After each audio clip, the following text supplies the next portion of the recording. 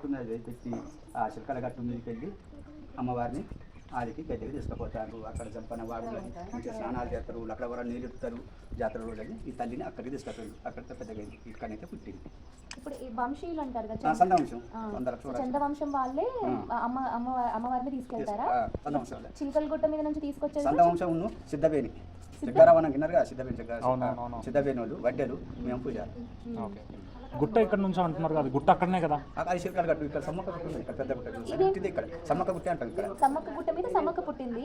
తర్వాత కుంకుమరిని రూపంలో ఇక్కడ వెలిసాక పక్క పోయి చిలకల గట్టు మీద పెట్టి అనేసి గద్దెకి తీసుకొస్తాను. కానీ సమ్మక్క పుట్టింది మాత్రం ఇక్కడ సమ్మక్క గుట్ట మీద జలకం బావి ఉన్నది, కోనేరు నీరు కూడా ఉన్నాయి, స్నానాలు చేసేటి అన్నీ ఉన్నాయి ఆ గుట్ట మీద పెద్ద గుట్ట మీద. అవునా? వెళ్ళడానికి అవుతుందా? 3 కిలోమీటర్లు నడిచిపోవాలి. రేపు వెళ్ళడానికి ఉంటుందా మరి?